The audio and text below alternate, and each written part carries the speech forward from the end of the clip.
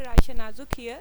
Welcome back to our channel Rao Hub, which you know is a holistic learning and entertainment portal where you can explore different type of playlists ranging from the lecture on statistics, econometrics, software help like help on Microsoft Excel, and some of the playlists are on a very interesting type of genre like humor, positivity. So there is a lot of things to explore on this channel. But doesn't matter if you if you feel that you feel distracted by the different type of playlist or the content that is available on the channel. No worries, you can just simply go on my channel and then you can click on playlist. For example, this is the channel name, Rao Hub. Just a minute, let it load. So you see, if I click on playlists, there are a variety of different type of playlists available on this channel. Some of the playlists are on interesting type of genre like humor. Some videos are in the playlist of positivity and human behavior. So all of these playlists are fully in English except for the playlist of Rifa University lectures. This is not fully in English, it's a bilingual playlist. Humor playlist is, by the way, in my mother tongue, which if you want to enjoy, if you know Urdu, then this is not that difficult. Anyhow, this is a playlist in my mother tongue. And so all in all, playlist Rifa University lectures and humor, they are not in English. All other playlists here are fully in English. For example, I have videos on software help, I have videos on probability theory lectures, and so on. So that was a quick tour of the channel. Now coming to the today's topic, which is median. So in the last video we were discussing the concepts of averages or the measure of central tendency. So we discussed arithmetic mean. Anyhow, if you haven't watched the last video and you are one of those viewers apart from the NAS students, you are one of those viewers who is currently interested to understand the dynamics of median only, doesn't matter, you can just focus on this video's content. This is a generic information for my students who are watching this for the purpose of complete preparation of statistics course, that the last video was about arithmetic mean. Today we are going to discuss the next average, which is median. So we will discuss median of ungrouped data, then median of group data, and some properties or the uses of the median. So without further ado, let's start the next average, which is median. Okay, as the name suggests, median is the middlemost observation, right? It's the middlemost observation of an arrayed data set. The word used here is arrayed, which means that you have to locate the middle in a series which is sorted. That's why you are using the word arrayed. So before finding median, this is specifically for raw data sets or ungrouped data sets, first of all you have to sort the data, or you have to arrange it either in ascending or in descending order. That is why we are using the word arrayed. So median divides a data into two equal halves, right? What does that mean? For example, I often announce to the student, for example, if you have a pen in your hand and you want to divide that pen or break that pen into two equal pieces, so you are going to apply a cut point or a break point right there in the middle.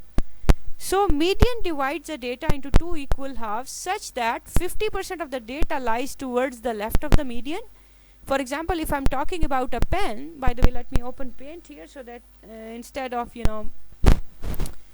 verbal description, I can actually draw a pen. For example, this is the pen that you want to divide into two equal pieces, and let's say you divide you put a cut point here, roughly speaking, although I have divided in equal pieces. So hypothetically these are two equal pieces, So 50% of the data is before the median, and remaining 50% is after the median. So this is the middlemost point, right?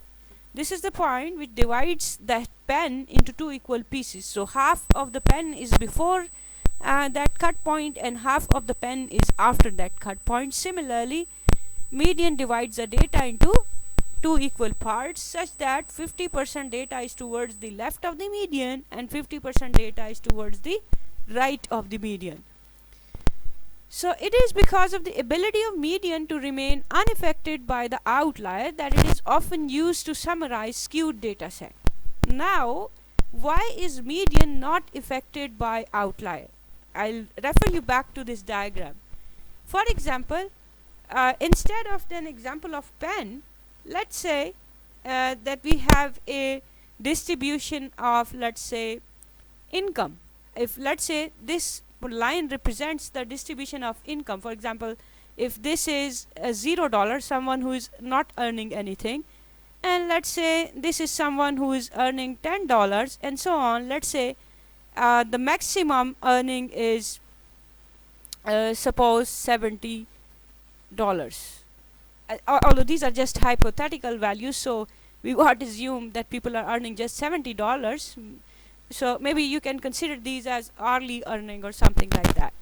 So if this is the data set and I calculate the median will be, irrespective of what the values are, median will be in the middle, right? This, for example, will be the median.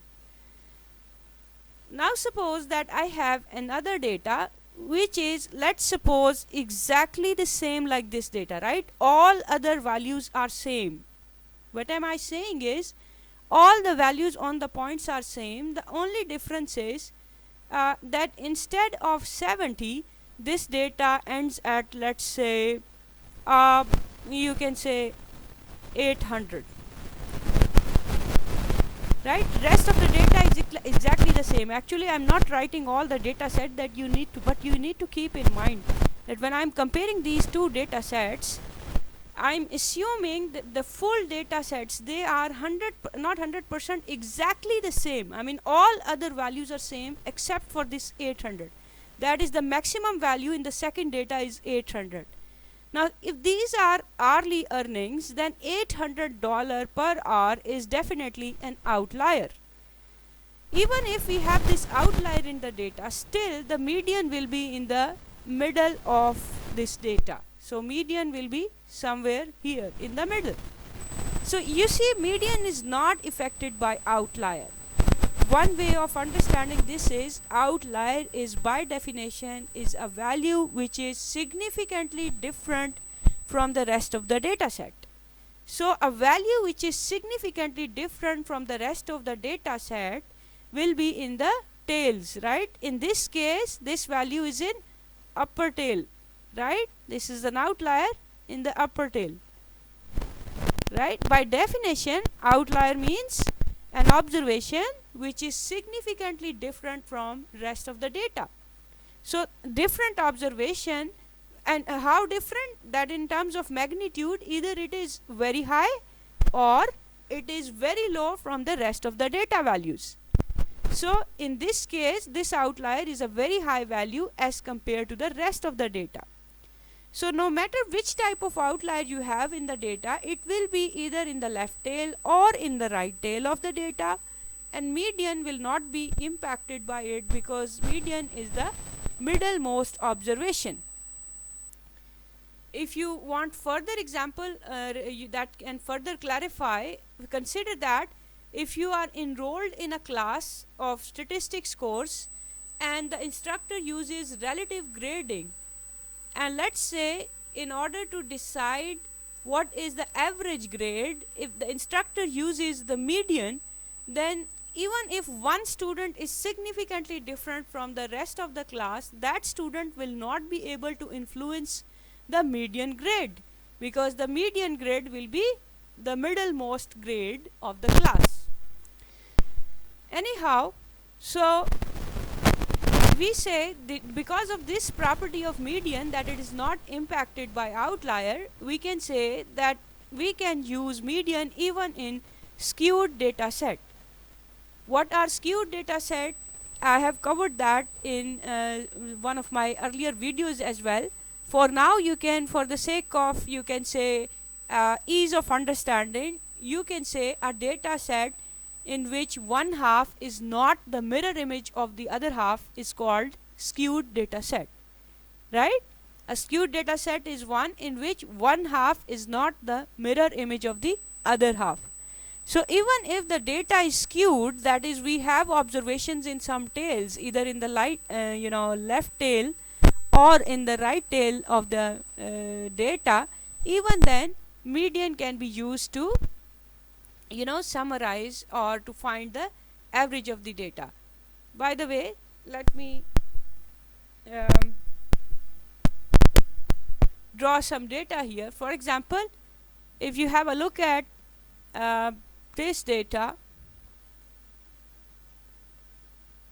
right? Suppose this data, so it's roughly speaking, the way I've drawn it, it's sorry.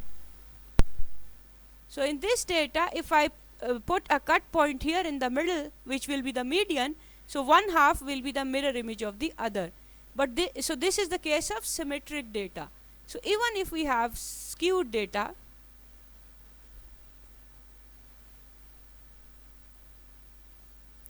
let's say I have this type of a data, even then the way I'll put a cut point here, maybe the median will be somewhere roughly speaking, because in that case it won't be the mirror image of the one half, won't be the mirror image of the other.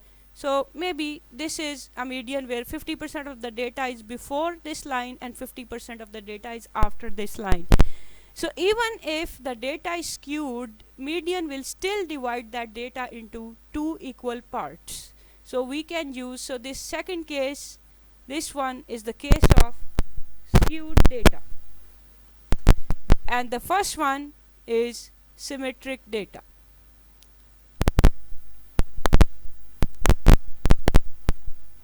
So whether the data is symmetric or skewed, in both the cases we can rely on median, and it will divide the data into two equal halves.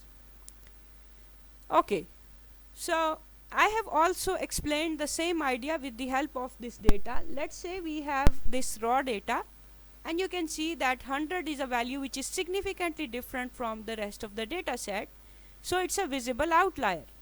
So if I want to calculate the median of this data, my first step will be to sort the data either in ascending order or in descending order. So here is a sorted data series.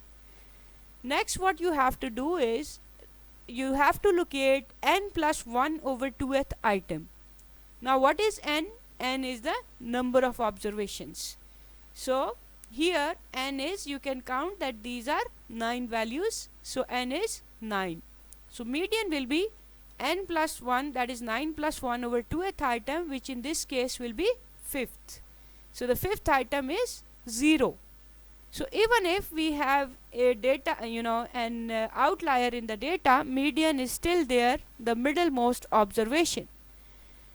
I mean, you can also better understand this concept that if you calculate arithmetic mean of this data, then because of this 100, arithmetic mean will be overestimated, right? It will be a little bit higher value as compared to the case if there was no 100 here. But for the case of median, whether we have 100 here, or let's say even if we have 22 here, which in that case that will be an example of no outlier, in both the cases median will remain 0. Let me repeat the fact. If you calculate the arithmetic mean of this series with this 100 value, the arithmetic mean will be overestimated because of this 100. So arithmetic mean is influenced by outliers. But if you calculate the median of this series, the median is not influenced by outlier, because even if we have 100 here or even if we have any other value here, still the middlemost value is 0. So median is not influenced by outlier. Okay. Now if we have a close look at the data, if you have a look at this data, 4 values are less than 0 and 4 values are greater than 0. So you can easily see that the median is dividing the data into two equal parts. In other words, probability of data value is less than 0 is equal to 0.5, whereas the probability that a data value is greater than 0 is also 0.5. Right? So what we have concluded is median is a fair representative of the data even though there is an outlier in the data. So in terms of statistical terminology, we can say that median is a robust estimator. Right? Median is a robust estimator or robust average. Why is it robust? As I have already told you, robust is a value, linguistically speaking, robust means able to perform equally well in different scenarios. So median performs well even under the presence of outliers, so median is a robust statistics. Right. Now in some cases, if the number of observation is even, then the middle observation, exact location of the middle observation will be between two units or items. For example, if we have this data, so these are 6 observation. If I apply the formula of n plus 1 over 2th item, the result will be 3.5. So that means median is somewhere between the 3rd item and the 4th item. In fact, it is exactly in the middle of 3rd and 4th item. Now 3rd item is 3 and 4th item is 7. So the middle value of these two will be simply the average of these two. So 3 plus 7 divided by 2, which is 5. So now what we are saying is that the median is 5. In other words, 5 is dividing the data into two equal pieces. You can see that 3 values are less than 5 and 3 values are greater than 5. So the median is dividing the data into two equal halves. Next we are going to discuss some of the properties of median. So we have already seen that median is not influenced by the presence of outliers in the data. So this is the reason policymakers and researchers often use median to compare average salaries of different groups. For example, you have often seen in the media even that in the newspaper, TV channels, or even the online blogs that rely on intelligent comparison of different type of income of different groups. They mostly quote the median earning instead of the average or the arithmetic mean earning, because in most of the scenarios the distribution of income is not symmetric. That is, we don't have the cases that 50% of the population is exactly less than the average wages and 50% of the population exactly above the average wages. That is not the case. In general, the distribution of income is skewed or it is not symmetric. So for example, we have an excerpt from a research article from Migration Policy Institute. You can explore about this institute, which analyzes the migration movements or human movements from region to region. So according to a research article from Migration Policy Institute, overall college educated immigrant workers who worked at least 50 weeks in 2013 reported slightly higher median earnings. You see, median is quoted here because the distribution of earnings is not symmetric. It's skewed. There are outlier expected. In simple words, there may be some immigrant who may be earning significantly higher or visibly higher than the rest of the immigrants. So this is just one hypothetical scenario. There may be different type of scenarios. Anyhow, the distribution of income of immigrants is expected to be skewed, and that's why median earnings are reported instead of arithmetic mean. Second property is median can be calculated for pure quantitative data as well as data on qualitative type, provided that it is ordinal. Now, which is an ordinal data? A data that can be sorted. So we have seen that by definition, to find out the median, we need to sort a data. So if the data is ordinal, we know that we can easily sort it. For example, we have data on poverty status of individual and or persons. So this ordinal data. BPL means person is below the poverty line, APL means the person is above the poverty line, and OPL means that the person is on the poverty line. So let's say instead of using this abbreviations, just for the sake of convenience, we assign -1 to someone who is on below the poverty line, +1 above the poverty line, and 0 to someone who is on the poverty line. So the above data can be written in the form of these ordinal numbers or ranks. So I can easily find the median of this data by simply sorting this data and finding out the middlemost rank. That you can easily do. For example, the values are -1, -1, and so on. So that's a easy stuff. Right now I'm not doing it, but the point of discussion in this example is, even if the data is on ranking or ordinal scale, you can still find the median of that data. Then I have mentioned that some of this, that statistics, they are often discussed in news.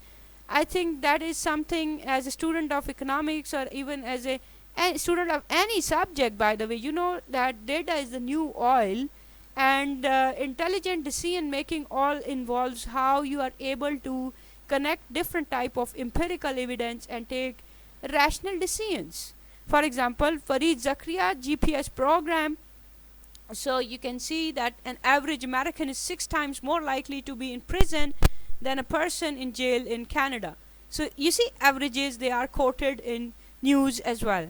Anyhow, that is something maybe sounds very obvious to you, but that's just a point of adding this example here is, even as an intelligent researcher, if you mention backed up or proven statistics in your discussion or to strengthen your arguments, that's always going to give you a real edge. Okay, so next we will discuss median for group data. Now the formula for median for group data is, this is the formula. Don't be afraid by the formula. L is the lower class boundary of the median class. You will see when I define all these terminology that we need to find, first of all, which is a median class. The point is, you see, here is your a typical display of a group data. You generally have intervals and frequencies. The first two columns, they are given. First of all, you need to find out in which of these interval is the value of median included. I mean, whether the median is between 0 to 1 or 2 to 7 or 8 to 20. So I need to find which is the median class. By the way, we know that median divides the data into two equal halves. So I can simply add the frequencies and divide by 2. And whatever the answer is, I need to find out which interval includes values up till 22.5. I will come to it a little bit later. For now, let's have a look at the formulas. So I need to find lower class boundary of the median class, height of the median class, frequency of the median class, and cumulative frequency of the class before the median class. So once you are able to find out which is the median class, then you can easily find its lower class boundary, height, frequency, and cumulative frequency. So this is the reason I have added column of cumulative frequency and class boundaries. Now coming back, how to locate the median class. I told you that to locate the median class, you have to find summation of frequency divided by 2, because the median divides the data into two equal parts. So I'm always going to divide summation of frequency by 2. 22.5 is the answer. Now what I have to do is, I have to look at the cumulative frequencies, and I have to look at the first such cumulative frequency which is greater than or equal to this value. I repeat, I want to look which of these first such cumulative frequency which is greater than or equal to this value, which in this case is 45, right? So the median class is 8 to 20. Right? Now I know that this is the median class. Now the class boundary of the median class is 7.5. So L becomes 7.5. If you have forgotten how to calculate class boundaries, you can watch earlier videos in the same playlist where we have discussed how to construct frequency distribution and how to compute class boundaries. So anyhow, the class boundary of the median class is 7.5. So L is 7.5. Next I need height of the median class. So height by definition is, there are two methods. Either I can directly take the difference between class boundaries. So 20.5 minus 7.5, that is height, right? Or because this data is ending here, but had there been another class here, it would have started from 21. So 21 minus 8, that will also give you the same answer, 13. So to calculate height, either you can take parallel difference of class boundaries, or if you have to use class limits, then you have to take the difference from the lower class limit of the next class. But there is no next class available here. But I will assume that, if it's ending at 20, then the next will definitely start from 21, keeping in view the previous pattern of this data. So the height is 13 here. Now I know the height of the median class as well. F is simply the frequency of median class, and C is the cumulative frequency of the class before median class. So the cumulative frequency of the class before median class is 20. So now I have simply put in these values. F is 25, which is the frequency of the median class, right? F is 25. C is 20. How is it 20? Cumulative frequency before the median class. And then we have simply switched in these values. I have already explained how I found a lower class. L is lower class boundary of the median class. H is the height of the median class. F is the frequency of the median class. C is the cumulative frequency before the median class. So simply switch in these values. So the answer of median is 8.8, which means I expect that in this data set 8.8 is the value below which 50% of the data is expected to lie, and 50% of the data is above 8.8.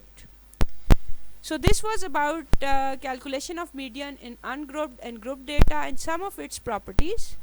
One additional point that I would like to mention here is, sometimes when you are locating the median class, and if the frequency of the first class is very high, then it is possible that your first class becomes the median class, right? For example, let me in fact write a data here. So if I have, just a minute, let's say this type of data,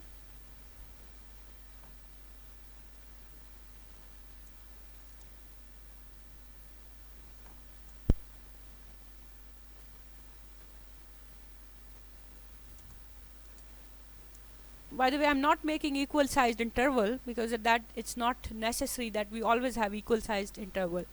Anyhow, if this is the data, let's say the first interval has a very high frequency and the other intervals have lower frequency, then of course the median will be in the first class, because median by definition divides the data into two equal parts. So that observation will be in the first interval. Even if you don't understand, just calculate the sum of these frequency and divide by 2, and you will see that the median class will be the first class.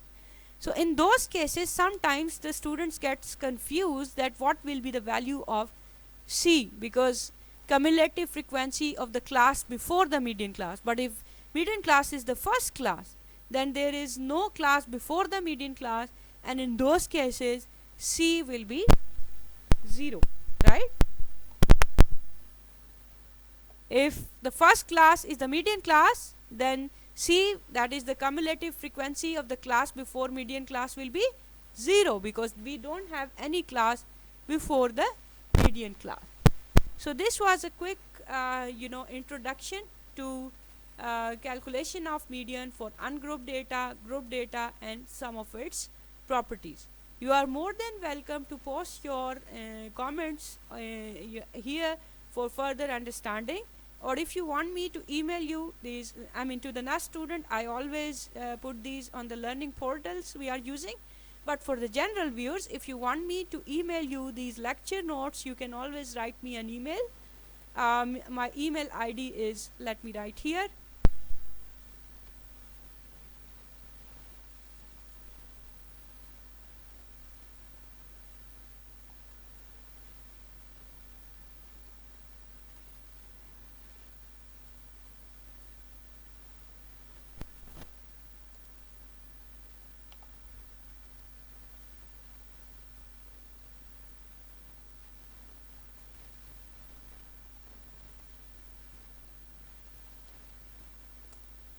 So these are my two email IDs. I always share my personal email ID as well, so that it's advisable that even if I check one of these, sometime I check my personal email IDs and sometime the official one. So it's better to put both in two bar. That is, you can send an email to both of these addresses. If you want these PDF notes, the PDF files, these lecture notes, so you are more than welcome to drop me an email. Now students will get these notes on LMS and the other learning portals that we are using. So thank you for watching. See you in our next video.